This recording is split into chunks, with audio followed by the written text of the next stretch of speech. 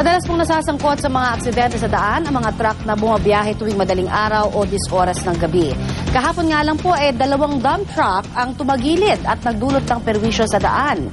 Gaano nga ba kahirap o kapeligroso ang pagmamaneho ng ganito kalalaking sasakyan? Sinamahan po ng ating reporter na si Bam Alegre ng isang truck driver at narito ang kanyang unang balita, special assignment.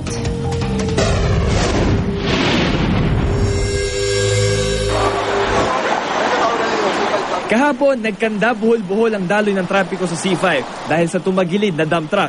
Nauna riyan, nadaanan ko ang isang truck na nawalan ng balanse at bumiti ng unahang bahagi sa Nagtahan Bridge. At kaninang madaling araw, isa pang dump truck ang sumalpok sa isang puno malapit sa GMA Network Headquarters.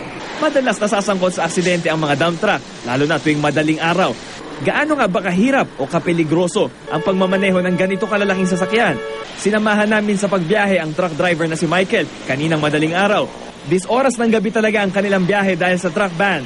Bawal sila sa mga pangunahing kalsada sa pagitan ng alas 6 hanggang alas 9 ng umaga at alas 5 ng hapon hanggang alas 9 ng gabi para hindi pa makadagdag sa trapiko dahil sa rush hour.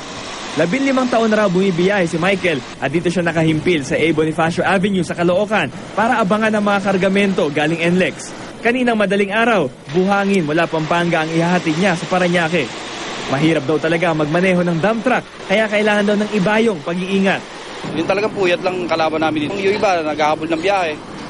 Siyempre, may maliit nakita ng mga driver. Kahit na hindi kaya, pinipilit pa. Sa A. Bonifacio Avenue sa Maynila, nakabantay ang Anti-Truck Overloading Mobile Enforcement o ATOME ng DPWH.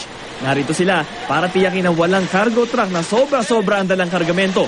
May weight limit ang bawat truck na 13.5 tons. May mga aparato ang ATOME para sukatin ang bawat axle ng truck. At kapag lumampas sa limit na ito, magbibigay sila ng violation ticket na may multang 1,600 pesos. Kailangan ding bayaran ang excess weight. Pinoproteksyon na natin yung kakasadahan. Kasi yan nagkukos ng aksidente. Pag nasira ang kalsada, dyan na kasunod na yan yung aksidente na. Dahil sa truck ban, sinasabing sa madaling araw nagsisilabasan ang mga naglalakihang dump truck na iba't ibang kargamento ang dala. Pero mga sinasabing hari ng kalsada tuwing madaling araw, kailangan di magbigay daan sa pag-iingat para hindi mauwi sa aksidente. Para sa unang balita, Bam Alegre, reporting.